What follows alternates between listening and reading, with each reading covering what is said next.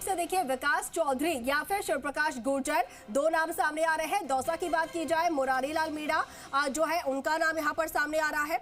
और इसके अलावा भी जो तमाम लिस्ट है वो बताया जा रहा है पूरे यहां पर उसको लेकर मंथन हो चुका है। 3 सीटों पर कांग्रेस ने गठबंधन के लिए सहमति दी है। पाली से जैसा कि मैंने बताया संगीता बेनीवाल का नाम सामने आ रहा है, जयपुर शहर से सुनील शर्मा और बाड़मेर से उम्मीदाराम का नाम। तो वहीं 12 झालावाड़ सीट से उर्मिला जैन भाया या फिर और साथ ही अजमेर सीट से विकास चौधरी या फिर शिव प्रकाश गुर्जर, दोनों में से किसी एक को टिकट दिया जाएगा। दौसा की बात की जाए, मुरारी लाल मीणा और श्रीगंगानगर हनुमानगढ़ सीट से कुलदीप इंदौरा का नाम तय माना जा रहा है। उधर भीलवाड़ा की बात की जाए, आलोक शर्मा या फिर दामोदर गुर्जर को टिकट दिया जा सकता है। कोटा सीट से प्रहलाद गुंजल का नाम फाइनल हो चुका है, जिन्होंने आज कांग्रेस ज्वाइन की। और इसके साथ ही सीईसी में 3 सीटों पर गठबंधन के लिए सहमति बनी है। इसमें कौन कौन सी सीटें हैं? नागौर, बांसवाड़ा और सीकर।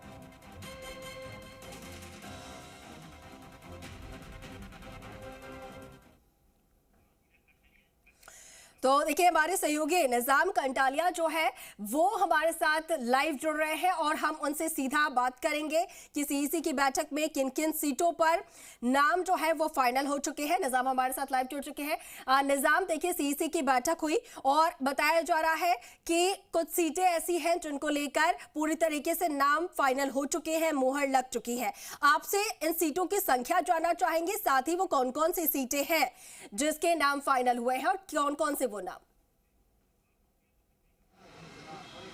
देखिए अंकुर, सबसे पहले हम बात करते हैं कि कल जो कांग्रेस की सीईसी हुई है, केंद्रीय चुनाव समिति की बैठक राजस्थान को लेके, वो कंप्लीट हो चुकी है। यानी कि अब कोई कांग्रेस राजस्थान को लेके कांग्रेस की कोई सीईसी नहीं होगी। यानी जो फैसला है वो हाईकमान पे छोड़ा गया है। कुछ जो 15 सीटें थी उनमें से कुल 12 सीटें ऐसी है जिनका लेकर एक तरह से कहें तो तय कर दिए गए थे कि 3 जो हैं गठबंधन में देनी है सीटें और 9 लोकसभा सीटें हैं उन पे कांग्रेस अपने प्रत्याशी उतारेगी। जैसा कि हम लगातार दर्शकों को बता रहे हैं, पाली, जयपुर शहर, बाड़मेर, 12 झालावाड़, अजमेर, दौसा, श्रीगंगानगर, भीलवाड़ा, कोटा, ये वो सीटें हैं जिन पे कि कांग्रेस ने अपने प्रत्याशी एक तरह से तय कर दिया। दो सीटें ऐसी हैं, जैसे अगर बात करें अजमेर और दूसरी सीट जो है जयपुर जो ग्रामीण है, उन सीटों पे जो है कांग्रेस वेट एंड वॉच की नीति अपनाएगी। यानी बीजेपी का जब प्रत्याशी घोषित होगा उसके बाद अपना प्रत्याशी घोषित करेगा।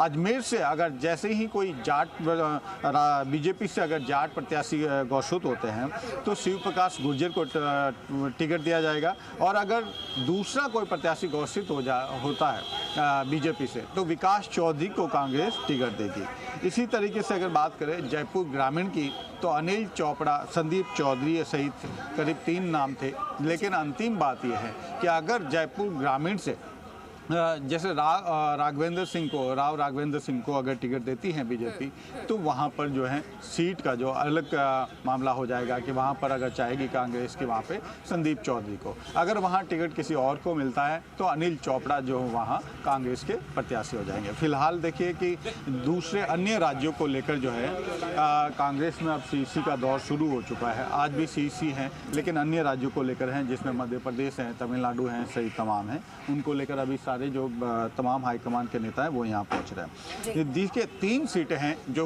कांग्रेस की केंद्रीय चुनाव समिति ने तय की हैं कि वो गठबंधन के लिए दे रही है। उसमें पहली सीट है नागौर, जहाँ हनुमान बेनीवाल आज सुबह ही दिल्ली पहुँचे हैं। दिल्ली में केसी वेणुगोपाल से उनकी मुलाकात की बात सामने आ रही है।